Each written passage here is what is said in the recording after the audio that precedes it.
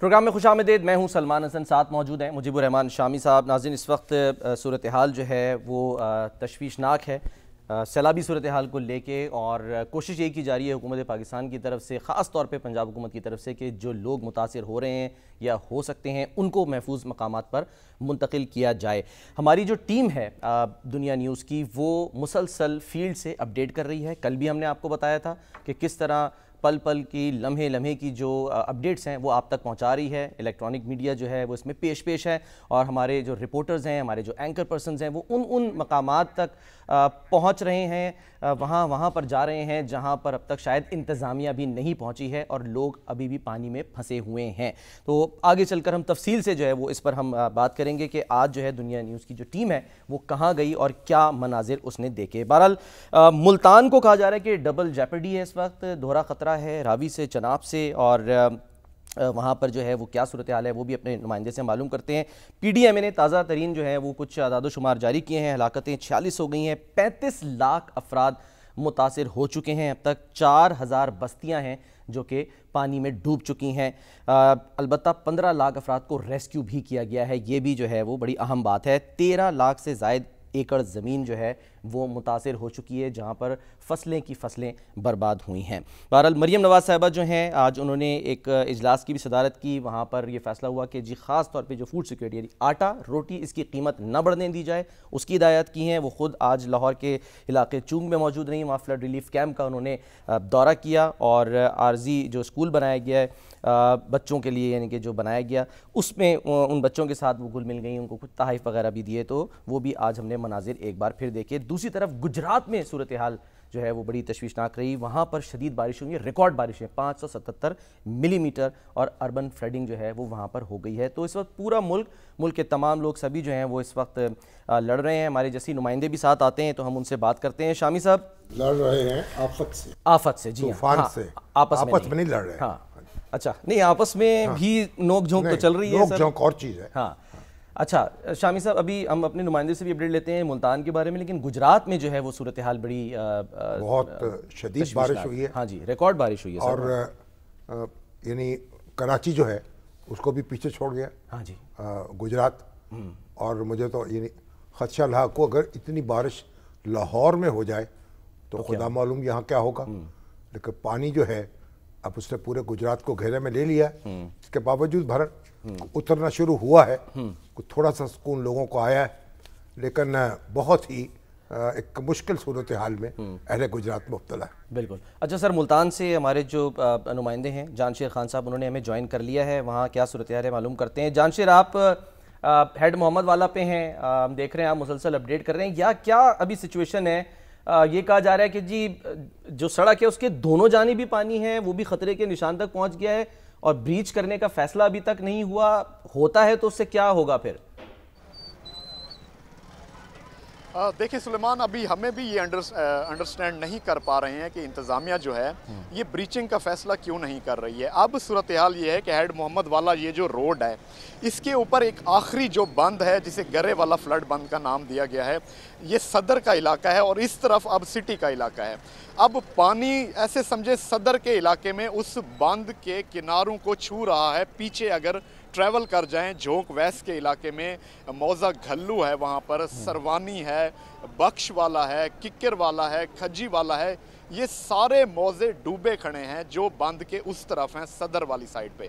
اب یہ بند کتنا پانی برداشت کرے گا, کیونکہ اس ٹائم جو ایک گیج ہے ایریگیشن کا, اس پر 414 فٹ, یعنی یہ سی لیول سے کہتے ہیں گراؤنڈ لیول تک ہم کاؤنٹ کرتے ہیں, تو 414 فٹ تک پانی موجود ہے. خطرہ کب تک ہے, کس تک ہے؟ ٹوٹل اس کی لینگتھ ہے, جسے یہ 417 یہ کہتے ہیں کہ کریٹیکل ہے ہماری جو لینگتھ ہے. اب اگر یہاں پر بریچنگ ہوتی بھی ہے سلیمان, تو اس کا کوئی ایڈوانٹیج ہے نہیں, فائدہ نہیں ہے, کیونکہ روڈ کے دونوں طرف اب پانی ہے.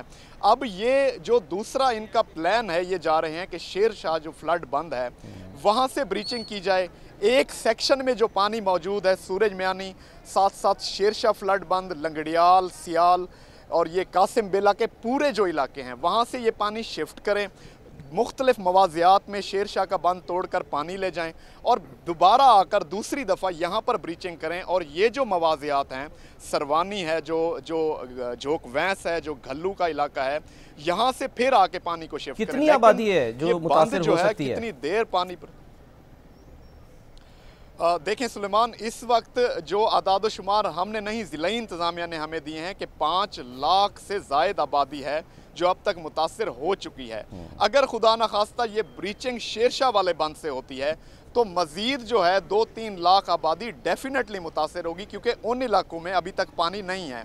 फिर पानी ये पूरा रोड जो है, जो क्वेटा को मिलाता है पंजाब से बलूचिस्तान को और डीजी खान को मुल्तान से, इस रोड के ऊपर से होता हुआ ये मुजफ्फरगढ़ साइड पे और दूसरा जो बस्ती घाघरा है, वेलवेट है, ये सारे छोटे छोटे मवाज़ियात हैं, वहाँ पे जाएगा जहाँ अभी तक पानी नहीं है। और वहाँ पे आबादी है, लोग मौजूद हैं, उन्होंने नकल मकानी भी नहीं की है। तो ये सिचुएशन जो है वो अलार्मिंग है, क्योंकि पहले से उन्हें अभी ना कोई बताया गया, ना वहाँ पर ऐलानात हुए, और एकदम अगर ये ब्रीचिंग का फैसला होता है शेरशाह फ्लड बंद के ऊपर तो काफ़ी ज़्यादा नुकसान होगा। मुजफ्फरगढ़ वाली साइड पे ज़िम्मेदारा बंद जो है उसमें आज शगाफ जो है वो पड़ा है। इन ब्रीचिंग इंतज़ामिया ने नहीं की, पानी का प्रेशर इतना बढ़ गया था कि उसमें शगाफ पड़ा है। और अब जो पानी है वो इस वक्त जो मुल्तान डेरा गाजी खान मेन हाईवे है उसके किनारों के ऊपर पानी मौजूद है। वहाँ पर ट्रैफिक अभी तक चल रही है क्योंकि नॉर्मल है, पानी पर उनके किनारों के ऊपर देखा जा सकता है वहाँ तक पहुँच गया है।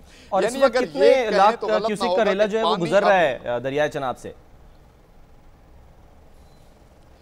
इस टाइम क्योंकि एरीगेशन की ये गेज है 414 फुट ये दिखा रहे हैं, और जो 5 लाख और तकरीबन 25,000 ये कहते हैं क्यूसेक का रेला है जो इस वक्त चनाब से गुजर रहा है। और इंतज़ामिया इस होप में है कि होपफुली वो कहते हैं कल तक शायद पानी जो है उसका लेवल थोड़ा सा कम हो तो बंद हमें ब्रीच ना करने पड़े। वो इस सोच में इंतज़ार में बैठी हुई है। लेकिन सिचुएशन जो है वो टेंस होती जा रही है, क्रिटिकल होती जा रही है, मवाज़ियात डूबे खड़े हैं पीछे, फ्लड रिलीफ कैंप्स में इतनी सहूलियात हमें नजर नहीं आ रही। ये सारी सिचुएशन है जिस वक्त चल रही है शहर में। ठीक है जानशेर, बहुत बहुत शुक्रिया सर। सहूलियात की मुतासर हो रहे हैं और जाहिर है इंतज़ामिया जो है वो भी कोशिश कर रही है आखिर दम तक कि ब्रीच ना करना पड़े और मुतासर ना हो लोग इनसे। बहरहाल फैसले तो करने पड़ते हैं और जाहिर है देखने वाले जो हैं उन पर झंझलाहट भी तारी होती है जो लोग मुतासर हो रहे हैं। सर जो लोग मुतासर हो रहे हैं, जो लोग इंतजामात कर रहे हैं वो भी होते हैं, डीसी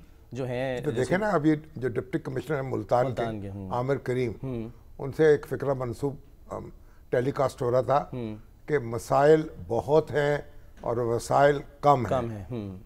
तो मैंने उनसे पूछा कि भाई आप ये क्या कह रहे हैं? उन्होंने फिर वो क्लिप भेजा अपना गुफ्तगू का, उन्होंने कहा ये बात मैंने नहीं कही, ये एक रिपोर्ट कर दी गई है। अच्छा, हमारे अगरचे मसाइल हैं लेकिन वसाइल भी हमारे पास हैं, वसाइल की कमी नहीं है। तो अब ये है कि इस वक्त इंतज़ामिया जो है उसको चाहिए कि वो रब्ता रखे मीडिया से, और मीडिया को भी चाहिए इंतज़ामिया से रब्ता रखे, ठीक है, ताकि एक एक मिनट की खबर जो है वो दुरुस्त तौर पर आ सके, एक्यूरेटली। बिल्कुल। और उसके लिए सर हमारे जो ज़ाहिर हमारी पूरी टीम्स हैं वो मैदान अमल में उतरी हुई हैं। कोई गलत फहमी पैदा ना हो, कोई शिकायत का मौका ना मिले, ना इंतज़ामिया को ना मीडिया को। सही। अब जो आफत तो आई है और जिन लोगों के सर पे पानी गुजरना है, अब उनकी भी जाहिर है कि मुश्किलात अपनी जगह हैं, लेकिन बहरहाल जिस हद तक मुमकिन है एहतियात की जाए, इंतज़ामिया को भी एहतियात करनी चाहिए और मीडिया को भी एहतियात करनी चाहिए। ठीक है, मीडिया एहतियात भी कर रहा है और सर मीडिया मुसलसल रिपोर्ट भी कर रहा है। हमारे जो एंकर पर्सन हैं सीनियर फाद शहबाज खान साहब वहाँ से होके आए हैं। जी हाँ, बात निकलेगी, जो प्रोग्राम करते हैं तो बात निकलती है तो दूर तलक जाती है। पूछते हैं कि ये कहाँ तक गए। आज कसूर में जो है वो इन्होंने जाकर जो है वो मामलात देखे, आप देख भी सकते हैं। फाद साहब बहुत शुक्रिया हमें ज्वाइन करने के लिए। बताइएगा क्या देखा आपने, कौन कौन से गांव गए आप कसूर के, क्या सिचुएशन क्या थी एक्चुअली? बहुत शुक्रिया सलमान भाई, शामी साहब, sir thank you so much. एक तो बड़ी इंपॉर्टेंट वहाँ बात है कि गंडा सिंह बॉर्डर तक तलवार पोस्ट से लेकर हिफाजती बंद के अंदर का इलाका है और ये है 20 किलोमीटर का इलाका। और इस 20 किलोमीटर के इलाके के अंदर तकरीबन आपके 30 से ज़ायद गाँव हैं। अब 30 से ज़ायद गांव के बाहर 13-13 फीट पानी खड़ा है और रोड्स के ऊपर मिनिमम 8 फीट 9 फीट पानी है।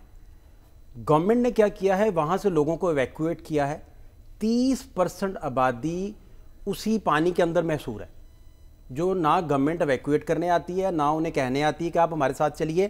اور ایک بندہ, ہم بھکی ونڈ کھڑے ہیں, کشتی پہ جا رہے ہیں اور ہاکو والا ہم نے جانا ہے, اور بھکی ونڈ کے درمیان میں دیکھتے ہیں تو ایک بندہ 6 فٹ پانی کے اندر چلتا آ رہا ہے. وہ بوٹ اس کی طرف موڑے, اس کو پوچھا کہ آپ کدھر جا رہے ہیں؟ کہتا جی میرا نام اسد ہے, تو میں تو کیا کروں, میرا مال مویشی ادھر ہے. ہم نے اور پروب کیا, لوگ چھوڑنا نہیں چاہتے, لوگ جانا نہیں چاہ رہے, وہ وہی رہنا چاہتے ہیں, وہی رہنا چاہتے ہیں, ان کا مال مویشی ان کے سامنے رہے. نہیں, اس کے ساتھ ایک اور مدعا بھی جڑا ہے جو آپ ایڈریس کیجئے گا پلیز. آپ وہ اسی وجہ سے وہ جب پروب زیادہ کیا تو وہ کہتے ہیں کہ بھائی آپ کو سیدھی بات بتانے لگے کہ ہماری خواتین ہیں اور وہ خواتین ہم نہیں کیمپوں میں بھیج سکتے, ہم یہاں ووتے دے کے مار دیں گے. میں اب اس مائنڈ سیٹ کے ساتھ ادھر, اور وہ کہتے ہیں کہ ہم دلیر لوگ ہیں, ہم اسلحہ لوڈ کر کے جنگ کے دوران بارڈر پہ چلے گئے تھے. وہ اسد نامی بندے نے ہمیں جو انٹرویو نہیں, مگر جو خواتین کے کیمپ ہیں وہ الگ ہیں, جو مردوں کے الگ ہیں. گورنمنٹ نے اوورال 18,000 بندہ وہاں سے ایویکویٹ کیا اور سیٹلڈ قصور میں اسے سیٹل کیا. ٹھیک, اور بہت سے لوگ اپنے رشتہ داروں کے بھی گئے, یہ بھی لیکن پکے مکان, کئی پکی عمارتوں میں بھی چلے گئے. گورنمنٹ کی کیمپنگ کا سلسلہ یہ ہے کہ گورنمنٹ نے ایک اگر روم بھی الاٹ کیا تو اس میں 3-3 4-4 فیملیز ہیں.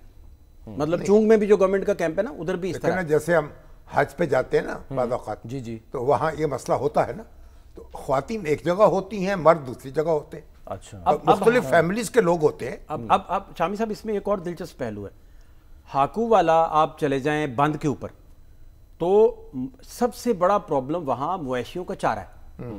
وہاں چارہ نہیں ہے, اور ایک بوٹ ہمیں ملی جو سرکاری بوٹ تھی, اس کے پاس انجن نہیں ہے, وہ بیمبو لے کے بانس کے ساتھ اسے بوٹ کو چلانے کی کوشش کر رہا ہے. گورنمنٹ یہ کہہ رہی ہے جو خشک ونڈا ہم دے رہے ہیں وہ بھی دعویٰ ہے, نہ کافی ہے. اس کی ریزن ہے کہ ایک حویلی جو وہاں جانور محصور دیکھے ہیں, ایک حویلی میں جو ہم دیکھ کے آئے ہیں تو 40-50 تو ایک حویلی کے اندر مقید تھے وہ جانور, جس میں بھینسیں بھی ہیں, گائے بھی شامل ہیں. اور وہ لوگ جب اپنی جگہ نہیں چھوڑ رہے, اور گورنمنٹ کی کوئی پالیسی بھی نہیں کہ انہیں وہاں سے نکالے بھی جو محصور ہیں, کیونکہ پانی چڑھ رہا ہے ادھر, پانی اتر نہیں رہا, پانی کی آہستہ آہستہ وہاں صورت. تو آپ نے پوچھا وہاں ڈپٹی کمشنر سے, دوسرے ذمہ دار لوگوں سے, کبھی کیا ہو رہا ہے یہ؟ وہ سیٹلڈ ایریا میں جو لے گئے ان پر ساری توجہ نہیں, وہ تو اور ہمیں دکھ ان لوگوں کا جو 30% وہاں سے نکلا ہی نہیں, جو 20 یا نکلنے کو تیار نہیں, مرضی بھی شامل ہے کہ وہ نہیں. لیکن اس میں گورنمنٹ کا بھی ایک ہے نا, چاہیے پریشر کرنا چاہیے, پرسویٹ کرنا چاہیے. پھر آپ نے نہیں, آپ نے جو کیمپ دیکھے ہیں ان میں خواتین الگ اور مرد الگ نہیں. ہم سیٹلڈ کیمپ میں نہیں گئے جو قصور میں ہیں. ٹھیک, ہم تو گئے ان ایریاز میں جو 30% گورنمنٹ ایویکویٹ ہی نہیں کر سکی. وہ بھی شاید ہم نہ جاتے, کیونکہ بوٹس ہمیں اٹھاتے ہیں تلوار پوسٹ سے اور لے جاتے ہیں گنڈا سنگھ تک اور راؤنڈ کروا کے واپس آ جاتے ہیں. وہ تو اسد مل گیا رستے میں, اور اسد کہتا ہے کہ میرا تو سارا خاندان کنبہ ادھر ہے. گاؤں کا رخ جب کیا تو سارے گاؤں دیکھے تو آبادیاں اندر. ایک خاتون جس کا کریانہ ہے, میں نے وہاں چھوٹی سی دکان لگائے بیٹھی ہے, کہتی میرے ہسبینڈ چلا گیا, میں اس گھر میں اکیلی ہوں, میں کریانہ چلا رہی ہوں. گاؤں میں تقریباً اس گاؤں میں تقریباً کوئی 45+ لوگ ادھر سیٹلڈ ہیں. نہیں تو پانی جو ہے ان کے گھروں میں نہیں گیا ابھی تک. پانی کا یہ عالم ہے کہ کم از کم کچھ ایسی جگہیں موجود ہیں جہاں پانی نہیں جا سکتا. اونچا ہے, اونچے گھر, ہلکا سا اونچا. یہاں وہ یہ کہہ لیں کہ ان کی بیک پہ کوئی بند لگتا ہے, لیکن پھر بھی وہ ان کے پاس پیدل چلنے کی کوئی راستہ نہیں, پیدل نہیں چل سکتے, نہ وہ وہاں سے نکل سکتے, وہاں سے باہر نہیں نکل سکتے. اگر پانی اور نہ آئے تو پھر وہ بیٹھے رہ سکتے ہیں. پانی اور نہ آنے کا سوال نہیں, کیونکہ گنڈا پور پہ بھی اچھا خاصا طغیانی ہے. پھر راوی کی وجہ سے ہیڈ بلوکی والا معاملہ جو ہے وہ بھی قصور. سر ایک بات اور آخری, میں آپ کی اجازت سے سر, وہاں سر جو اپ سٹریم دیہات ہیں وہ 80 متاثر ہوئے ہیں. جب یہ پانی اترے گا تو وہ صفحہ ہستی پہ نہیں ہوں گے. قصور کے ٹوٹل 174 دیہات ہیں, جن میں سے 80 وہ ہیں جو اپ سٹریم ہونے کی وجہ سے افیکٹ ہیں, اور جو لوور سٹریم ہے وہاں بھی آپ نہیں رہ سکتے. Elementary schools, government schools, infrastructure سارے کا سارا آپ کو پانی کے تلے دبا ہوا, 10-10 فٹ پانی نارمل وہاں بات ہے. اور وہاں سر سب سے جو ننگ دھڑنگ, وہاں آپ افلاس دیکھیں گے, غربت دیکھیں گے, کیونکہ مظفر گڑھ سے دیگر علاقوں سے لوگ وہاں آتے ہیں. اور سر وہاں گورنمنٹ کا چارے کا کوئی کیمپ نہیں ہے ان علاقوں میں جہاں سے لوگ ایویکویٹ کرنے میں گورنمنٹ ناکام رہی ہے, اسے اس طرح کہہ لیجیے. تو ملک احمد خان صاحب کا تعلق وہاں سے ہے جو ہمارے اسپیکر ہیں, پھر ابھی چیف منسٹر بھی وہاں گئی تھی, تو پھر اس کے باوجود یہ عالم ہے. سر یہ بڑا سرپرائزنگ ہے. اب دیکھیے کہ مریم بی بی اگر ان لوگوں کو جا کے یہ بتائیں کہ بھائی ہم آپ کی خواتین کا تحفظ کرتے ہیں, خاتون وزیر اعلیٰ ہیں, اس سے بڑی کیا بات ہو سکتی ہے؟ ظاہر ہے کہ خواتین کا اور ان کو ہوگا کہ الگ سے، یا ایک جو تمبو ہے ایک فیملی کو بھی دیا جا سکتا ہے نا، چھوٹا تمبو جو ہے. اور اگر پختہ عمارت ہے، اخوت نے کر کے، وہ الخدمت نے کر کے بھی دیا ہے، یہ ماڈل ہم نے دیکھا ہے. اچھا، ہم نے سر ایک اور کمپیریزن آپ کی خدمت میں، گورنمنٹ جب ایک ایک کمرے میں 4 فیملیز کو مقید کرتی ہے سر، ہر جگہ جہاں بھی کیمپنگ ہو رہی ہے، سب سے بڑا جو فینومینا ٹچ کر رہا ہے، اسے ہٹ کر رہا ہے، وہ کپڑوں کا ہے. ان کے پاس روٹی پہنچ جاتی ہے، چھت پہنچ جاتی ہے، ان کے پاس کپڑے نہیں ہیں اور سونے کی کوئی جگہ نہیں. تو آج تو مریم صاحبہ چون میں تھیں، وہاں وہ ڈسٹریبیوٹ کر رہی تھی، کپڑے بھی ڈسٹریبیوٹ کر رہی تھی. گورنمنٹ کے اینڈ پہ آپ میکسیمم دیکھیں گے تو نیچے چٹائی بچھی ہے پلین فرش کے اوپر، وہ خواتین جو الخدمت کے کیمپ ہیں وہ آئسولیٹڈ ہے. اچھا، وہاں اسی لیے کچھ لوگ اٹریکٹیو ہو کے اس طرف رخ نہیں کرتے. مگر وہ کتنے ہوں گے، کتنے لوگ ان میں ہوں گے؟ ان میں اگر ہم تھیم گارڈن کے لوگ دیکھیں تو 30% انہوں نے اکوموڈیٹ کیے ہوئے ہیں. اچھا، بابو صاحب بھی انہوں نے کوئی 30% لوگ اکوموڈیٹ کیے. یعنی وہ جو ٹینٹ ہیں وہ بہتر ہے، وہ پالیسی میکر زیادہ منظم ہے، وہ منظم لگتا ہے. آپ اپنی پرائیویسی جب دیتے ہیں تو وہ کہتا ہے کہ میں اپنی بیٹی بہو کے ساتھ آنے کو تیار ہوں. ڈپٹی کمشنر کو چاہیے کہ ان کے ساتھ کوآرڈینیٹ کرے، یہی تو مسئلہ ہے، اور ان سے بھی ان سے رہنمائی لے، مل کے ساتھ مل کے. وہ آپ کا سر بینگ اے ٹیچر بھی، آپ جرنلزم کے ہارے استاد ہیں، پاکستان کے موسٹ سینئر جرنلسٹ ہیں. ہمارا مدعا 18,000 ایویکویٹڈ بندہ نہیں ہے، جو 30% وہاں پھنسا ہوا ہے وہ سب سے بڑا ہے. اور پھر جو پانی جمع ہے اس کے آگے کی صورتحال پھر ظاہر بیماریاں جنم لیتی ہیں، پانی پتہ نہیں کب اترے گا. دیکھیے اسد جہاں چل کے آ رہا ہے وہ سڑک ہے، اس سے 100 میٹر کے فاصلے پہ جب ہم موجود تھے تو کوا سانپ پکڑنے کی کوشش کر رہا ہے.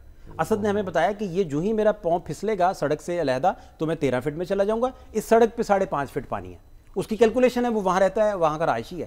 تو آپ دیکھیے کہ وہاں سانپوں کا بسیرا بھی ہے، سانپ بھی ہیں ارد گرد، لوگوں کو اچھے خاصے مسائل ہیں، لیکن وہاں سے لوگ نکلنے کو تیار نہیں. اور گورنمنٹ پہنچنے کیا کریں گے، کیا کرنا چاہیے فوری طور پہ جو آپ نے دیکھا؟ ایک تو یہ ہے کہ جہاں جہاں لوگ اگر اپنی مرضی سے بھی سیٹل ہیں تو گورنمنٹ ڈرون کے ذریعے دیکھ رہے ہیں، اس کے ذریعے دیکھ رہے ہیں، ان لوگوں تک پہنچے. گورنمنٹ کو سر آپ دیکھیں ان لوگوں نے ناشتہ تک نہیں کیا ہوا تھا. ایک بندے کے، ایک بچہ ہے چھوٹا، اس کے 10 سال عمر ہوگی، 3 دن سے اس کی پیر پہ اینٹ لگی ہوئی ہے، اور قریب حکومت کا کیمپ ہے جو میڈیکل کیمپ اس نے لگایا ہے. ہاکو والا میں میڈیکل کیمپ موجود ہے، لیکن روٹی کا کوئی کیمپ نہیں ہے، چارے کا کوئی کیمپ نہیں ہے. چارے پر وہ بوٹ اپنے لے کر انجن کے بغیر بوٹوں میں چارہ ڈھونڈتے پھر رہے ہیں. سرگردہ ہیں کہ ہم مویشی کیسے بچائیں. وہ جو آوارہ کتے ہیں بیچارے، وہ ان تک بھی کوئی آپ دیکھیں نا، پیٹ رائٹس کتنے ہیں، اینیمل رائٹس کتنے ہیں، ان تک کوئی خوراک نہ پہنچے، کوئی چیز نہ پہنچے. اور جو جتنے بھی جانور ہم نے دیکھے ہیں ان کو آپ دیکھیں کہ صاف پتہ چل رہا ہے کہ ان کو اچھا خاصا چارے کا فقدان ہے. لیکن واجب جو یہ حکومت دعویٰ کر رہی تھی اور اب تک کر رہی ہے کہ ہم نے صرف اس دفعہ انسانوں کی جانیں نہیں بچائیں بلکہ ہم نے جانوروں کی بھی بچائی ہیں، ان کو باقاعدہ بڑی بڑی جو یہ ہوتی ہے ریفٹس ہوتی ہیں اس میں شفٹ کیا ہے نکال کے. میرا سر ایک اور ماننا ہے کہ جتنا بڑا یہ المیہ اور ڈائلما ہے، یہ شاید ابھی کھل کے سامنے نہیں آئے گا. جو ہی پانی اترے گا آپ دیکھیں گے آپ کا انفراسٹرکچر نہیں ہے، آپ دیکھیں گے. اور سر وہاں کون مرے گا دوبارہ؟ وہی جو افلاس کا مارا پہلے تھا، جو مزدوری پہ پہلے تھا. جب ریہیبلیٹیٹ آپ کریں گے تو تگڑوں کو سارا کچھ شاید مراد میں واپس بھی ملے، ماڑے کو پھر کچھ نہیں ملے گا. کوشش کرنی چاہیے نا ان کو بھی ملے، ہمیں بدگمانی نہیں کرنی چاہیے، میرٹ رہے تاکہ سہولتوں کا تجاویز پیش کرنی چاہیے کہ ان تک پہنچیں اور ان تک کیسے پہنچا جائے، ان کی آواز سنیں. بھارت کے سر مناظر دیکھ رہے تھے کہ وہاں پر وہ پانی میں چلنے والے کچھ ٹرکس گاڑیاں ہیں ان کے پاس، جو ایسی گاڑیاں میں نے دیکھ رہا تھا ہاں جی کہ پانی میں چل سکتی ہیں، یعنی ایسی کشتیاں بنائی ایک قسم کی جو یعنی گاڑی نما کشتیاں دونوں، یعنی کہ وہ خشکی پہ بھی چلتی ہے اور پانی میں بھی چلے جاتی ہیں. اب یہ تو یعنی دیکھا ہمارے پاس تو نہیں ہے کہ ایسا نمونہ، وہاں دیکھیں گے یہ پتہ نہیں. اور جو سوشل میڈیا جو ہے وہ بھی بڑے کرتب دکھاتا ہے، وہ بھی مسائل ہیں. سوشل میڈیا کے کرتب بھی تو ہے نا، وہ گاڑیاں بھی ایسے چلا دیتا ہے. اب یہ بھی ہم کہہ نہیں سکتے کہ ایسی گاڑیاں موجود ہیں کہ نہیں. ابھی تو آپ دیکھیں نا کہ ایک سوسائٹی میں ایک محترمہ جو تھیں وہ ایک واویلا کر رہی تھی، میرا مکان ڈوب گیا، میں کروڑوں روپے یہ ہو گئے، میرا سامان لٹ گیا، کرایہ دار نکلی، پانی اندر گھس گیا مکان میں. وہ پھر اس کے بعد جب تحقیقات ہوئی تو معلوم ہو تو کرایہ دار ہیں، ان کا تو مکان ہی نہیں ہے، اور مکان جو ہے وہ بھی اس میں مکان کے اندر پانی بھی نہیں گیا. تو اب یہ پتہ نہیں کیا کیا مسائل ہوتے ہیں. یہ بھی ہے ریٹنگ کے لیے بھی بہت سارے سوشل میڈیا کا زمانہ ہے سوشل میڈیا پر، تو پھر ان پہ یہ بھی الزامات لگے کہ جی وہ شاید انہوں نے پیسے کی خاطر کیا کہ زیادہ پیسے مل جائیں گے. ہاں تو لیکن بہرحال سوشل میڈیا پہ معاملات جو چلتے رہے. ہاں اچھا سر میں تھوڑا سا آگے بڑھتے ہیں. فاضل شہباز صاحب سر بہت بہت شکریہ آپ ہمارے ساتھ موجود رہے. عبدالعلیم خان کی سوسائٹی ہے جس کا یہ میرا خیال مشہور ہوا ہے. جی ہاں لیکن وہ پرعزم ہے, وہ کہتے ہیں کہ جی ہم پارک بھی ہو جائے. بالکل ہاں ہم اس کو, مگر اس میں وہ خاتون نے حملہ آور ہوئی ہے وہ, اور بعد میں معلوم ہوا بالکل تو افسانہ ہے, بڑی عجیب صورت ہے. کرائے کا گھر تھا, ٹھیک ہے, کرایہ دار ہے, مالک مکان تھوڑی ہیں. اچھا جو مالک مکان ہے وہ کہہ رہا تھا, خاتون نے مجھے کہا کہ بھئی 10 کروڑ مانگ لیتے ہیں معاوضہ, جی, اور آدھا آدھا انہوں نے کہا, ہنسی مذاق میں کہا پھر آدھا آدھا کر لیں گے. اب وہ جناب لگ گئی اس کام پہ. پتہ نہیں بعد میں کیا. اچھا سر اب ہم ذرا وہ میں آپ کو سنانا چاہ رہا ہوں, دکھانا چاہ رہا ہوں, کیونکہ ہم چھوٹے صوبوں کی, چھوٹے ڈیمز کی بات کر رہے ہیں. تو آج خواجہ آصف صاحب جو ہیں انہوں نے خصوصی گفتگو کی ہے دنیا نیوز سے, وہ دیکھتے ہیں, وہ سنتے ہیں انہوں نے کیا کہا, پھر بات آگے بڑھاتے ہیں. میرے نزدیک جو ہے واٹر سٹوریج جو ہے اگر چھوٹے ڈیم بن جائیں, کیونکہ بڑے ڈیم یہ تو سیلاب تو جو ہے اللہ خیر کرے, یہ تو لگتا ہے کہ it is going to visit us almost every year. لیکن بڑے ڈیم جو ہیں وہ اگر اب بنائیں گے, بنانے چاہیے, اگر سمجھتے ہیں ایکسپرٹس کے ضروری ہیں تو بنانے چاہیے. تو ان کے لیے منیمم 6-7 سال لگیں. اگر اس دوران جو ہے آپ چھوٹے ڈیمز جو ہیں بنا لیتے ہیں, بارانی علاقوں میں بنا لیتے ہیں. کیا حکومت کوئی نئے صوبے بنانے کے حوالے سے اس سے بھی سوچ رہی ہے؟ تو ساری دنیا بناتی ہے, اگر ہمارے ملک میں بن جائیں گے تو کوئی ذائقہ نہیں ہے, اچھی بات ہے. ڈی سینٹرلائزیشن ہو جائے گی اور آپ کی ایک پولیٹیکل کراپ جو ہے وہ فرام گراس روٹ لیول جو ہے زیادہ ڈیولپ ہوگی جو ہے. سر سابق چیئرمین وابڈا ظفر محمود صاحب جو ہیں وہ بھی ہمارے ساتھ موجود ہیں, اور وہ تو پرو کالا باغ ڈیم تھے, تو آج ہم نے ان کو دعوت دی. السلام علیکم. السلام علیکم. وعلیکم السلام. جناب آپ ماشاءاللہ چیئرمین ہیں, سابق چیئرمین وابڈا کے, اتنے بڑے افسانہ نگار ہیں, کہانی نویس ہیں اور محقق ہیں, اور آپ کی کتاب میرے سامنے پڑھی ہے, کالا باغ ڈیم حقیقت کیا فسانہ کیا.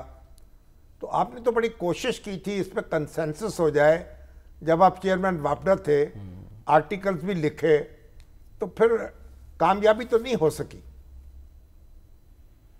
یہ آپ کی بات درست ہے کہ کامیابی نہیں ہو سکی. میں یہی کہوں گا کہ آپ کو میری آواز آ رہی ہے؟ ہاں جی بالکل آ رہی.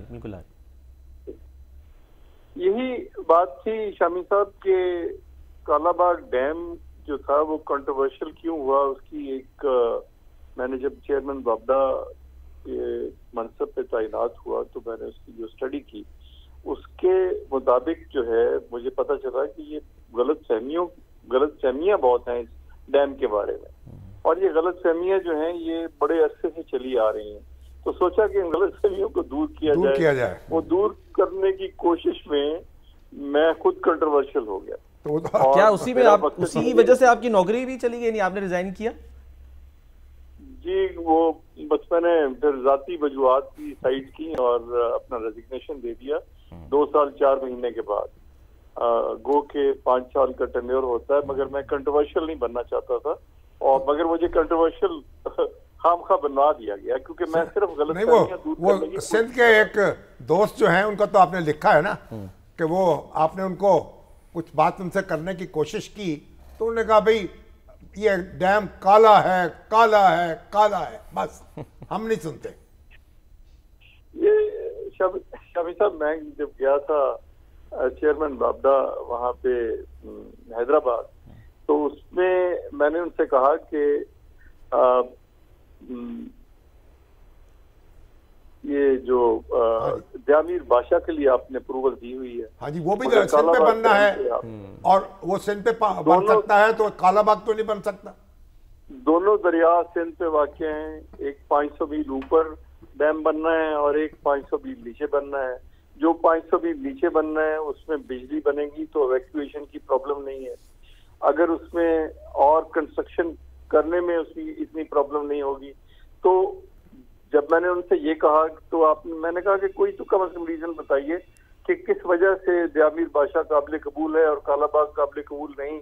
تو انہوں نے کہا بس ظفر صاحب یہ سمجھتے ہیں کہ یہ کالا ہے کالا ہے کالا ہے, یہ کالا ہی رہے گا. ظفر صاحب میں نے کوشش کی کہ اب آپ یہ بتائیں, آپ نے تجویز کیا ہے کہ جو صوبائی حکومتیں ہیں وہ اپنی مرضی سے آپ کوئی بین الاقوامی ماہر مقرر کر دیں اور وہ ماہرین جو وہ فیصلہ کر لیں. ایسی کوئی تجویز اس پہ عمل ہو سکتا ہے؟ بنیادی طور پر تو یہ سارے جو آرٹیکلز لکھے گئے تھے اسی مقصد کے لیے لکھے گئے تاکہ ان پہ کوئی کنسنسس ہو جائے. کنسنسس کرنے کے لیے جو ایک مل بیٹھنے کا جو موقع ہے وہ تو کسی نے فراہم ہی نہیں کیا, وہ کنسنسس ہوا ہی نہیں. میں نے جو ہی آرٹیکل لکھے اور یہ کتاب چھپی اس کے بعد جو ہے مجھے بہت مطعون کیا گیا اور اسمبلی میں میرے خلاف قراردادیں پیش ہوئیں اور وہ ایک ایسی صورتحال تھی جس سے میں سمجھتا ہوں کہ سول سرونٹ کو اتنا کنٹروورشل نہیں بننا چاہیے. تو میں نے ڈیفینڈ نہیں کیا, میں نے ایک آنریبل وے آؤٹ لی کہ میں. ظفر صاحب یہ فرمائیے گا کہ چلیں بڑے ڈیم کی بات, جیسے خواجہ آصف صاحب ہم نے دکھایا بھی, وہ کہہ رہے ہیں کہ جی بڑے ڈیم بننے میں تو ٹائم لگتا ہے, سال لگ جاتے ہیں, 7 سال بھی لگ سکتے ہیں, 10 سال بھی لگ سکتے ہیں, جو بن رہے ہیں وہ ابھی تک نہیں مکمل ہوئے. چھوٹے ڈیمز پر جو ہے وہ پھر اس طرح سے کام کیوں نہیں کیا گیا جس کی آج شدت سے کمی محسوس کی جا رہی ہے کہ اگر آج ریزروائرز ہوتے تو شاید یہ نقصان نہ ہوتا غالباً؟ دیکھیں بات یہ ہے کہ جو ریزروائر ہے نا وہ اس کے لیے مناسب جگہ چاہیے, اس کے لیے جیوگرافی کا فیوریبل ہونا ضروری ہے. پلین کے اوپر آپ نہیں بنا سکتے ڈیم جو ہے, وہ تو میدانی علاقے میں دریا جو ہے وہ سست روی سے بہے گا اور کوئی پیالہ نہیں ہے جس میں یہ آپ پیالہ بھر لیں پانی کا. یہ تو اس کے لیے پہاڑی ایک علاقہ ہونا ضروری ہے, اس میں دریا کے. اب یہ دیکھیے کالا باغ ڈیم میں بھی آپ یہ مت سمجھیے کہ یہ دریائے سندھ میں یہ پانی سٹور ہوگا. یہ اتفاق سے کالا باغ ڈیم اس جگہ پر واقع ہے, مطلب جہاں مجوزہ جگہ ہے جہاں دریائے سوان آ کے اس کے ساتھ ملتا ہے.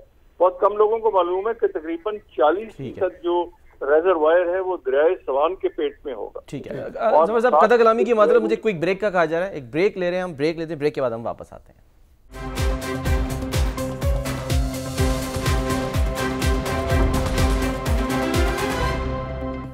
Welcome back. سابق چیئرمین وابڈا ظفر محمود صاحب ہمارے ساتھ موجود ہیں. سر, خواجہ آصف صاحب کا بیان اور پھر جو بھی میں ایمل ولی صاحب کا پڑھ رہا تھا وہ بھی یہ کہہ رہے ہیں کہ یہ تو جی ایمل ولی خان کی تو پرانی پوزیشن ہے, ان کے دادا بھی اس کے خلاف تھے, ان کے والد بھی خلاف تھے. جی ہاں, تو ان کی تو اس وقت وہ بیچارے تو نہ 3 میں ہے نہ 13 میں.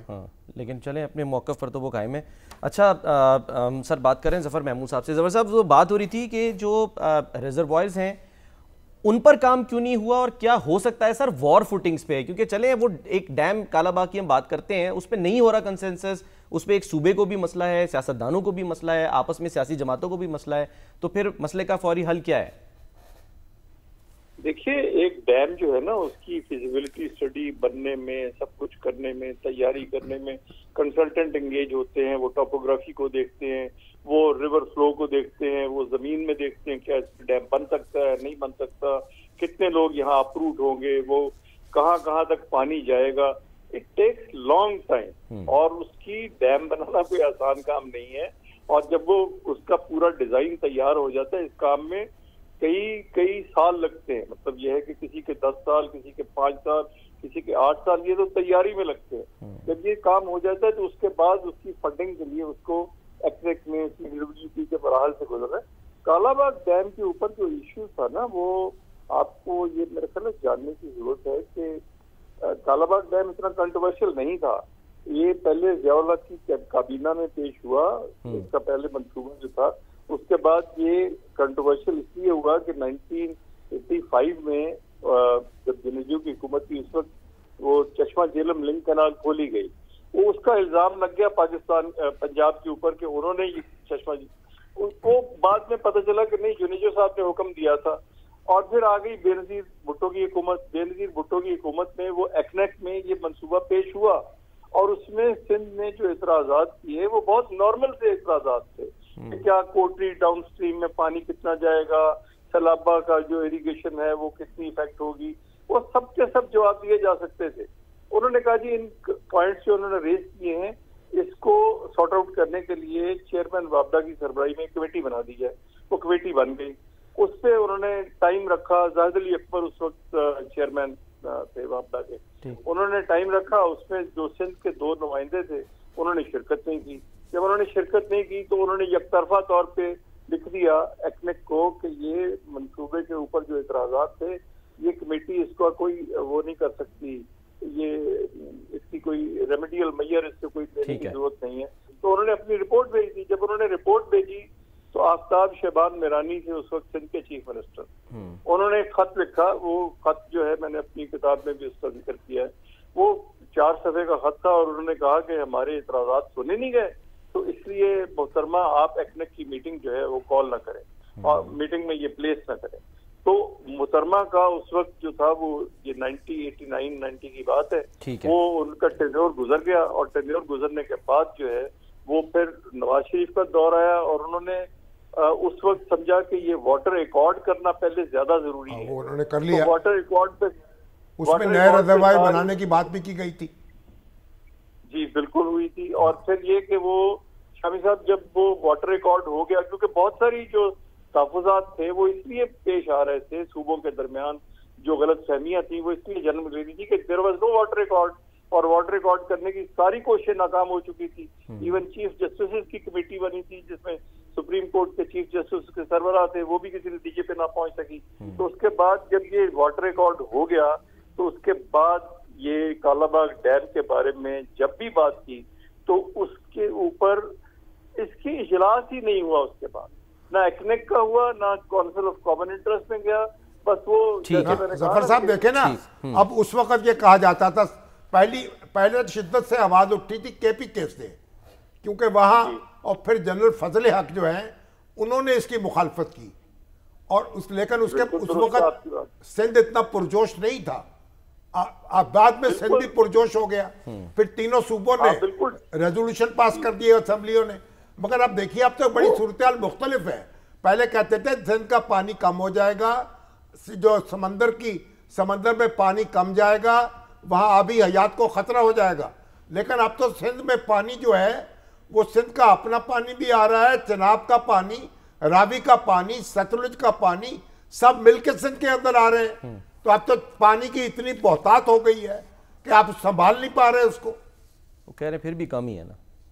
پھر بھی کیسے؟ آپ بالکل ٹھیک کہہ رہے ہیں، آپ بالکل ٹھیک کہہ رہے ہیں کہ اب یہ دیکھیں، ایک جو آپ نے NWFP کی اس وقت جو صوبہ تھا آج کل KP کے، اس کی مخالفت کی بات کی ہے تو فضل حق کا پرابلم یہ تھا کہ فضل حق ضیاء الحق کے ماشاءاللہ میں ساتھ ہی آئے تھے، اور اس کے بعد وہ KP کے گورنر بن گئے. گورنر بنے جب 85 میں ضیاء الحق نے فیصلہ کیا کہ گورنر ہٹ کے سویلین لگیں گے، تو انہوں نے ضیاء الحق سے مخالفت ہو گئی. کالا باغ ڈیم کے بارے میں غلط فہمی وہاں بھی پیدا ہوئی. وہ جو انجینئرز کے جو لوگ تھے وہ برجیاں لگا رہے تھے، نشارہ ڈوب جائے گا، انہوں نے کہا یہ نشارہ ڈوب جائے گا. اب شمس الملک بیچارے دہائی دیتے رہے، آج بھی زندہ ہیں، دہائی دے رہے ہیں کہ میں نشارہ کا رہنے والا ہوں، نشارہ کو کچھ نہیں ہوگا. مگر وہ ایسی ایک غلط فہمی پھیلائی گئی جس کی وجہ سے وہ جو لوگ پریشان ہو گئے. آپ اس پر یعنی جو بین الاقوامی ماہرین جو ہیں وہ مقرر کیے جا سکتے ہیں، پہلے بھی ویسے کیے گئے تھے کہ جو ہر صوبہ اس کے اپنا ایک ماہر مقرر کر دے، یا اتفاق رائے سے سارے صوبے جو ہیں وہ ماہرین کا انتخاب کر لیں. چلیے ان کو ریفر کر دیا جائے.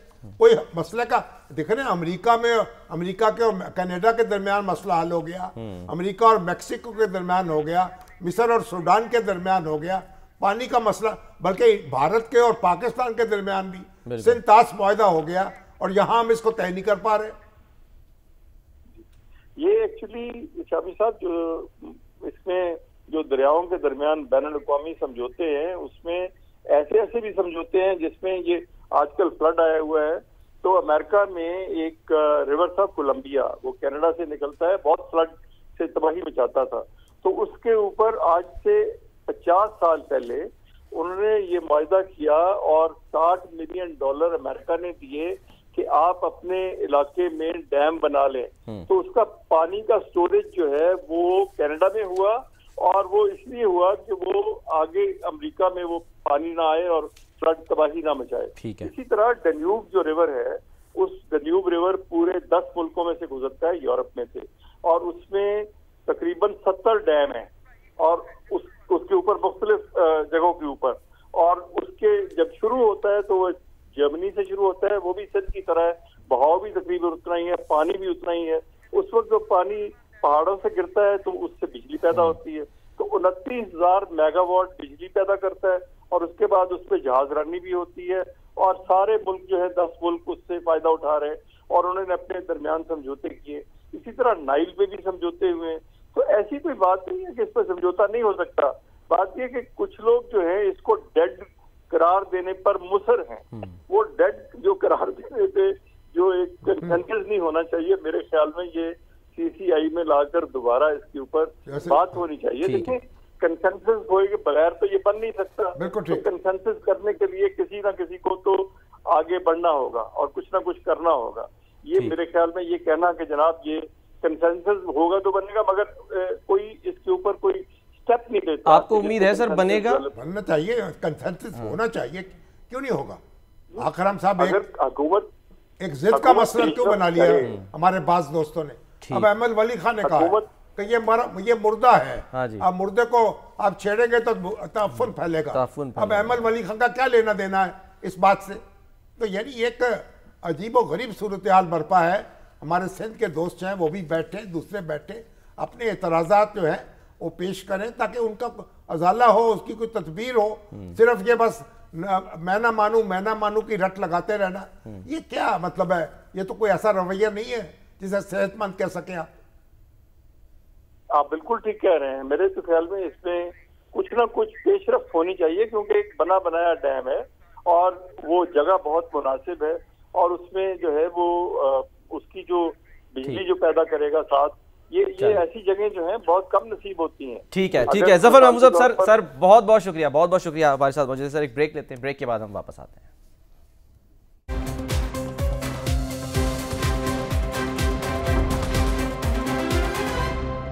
پروگرام کا وقت ختم ہوتا ہے. ناظرین اپنا خیال رکھیے. اللہ حافظ.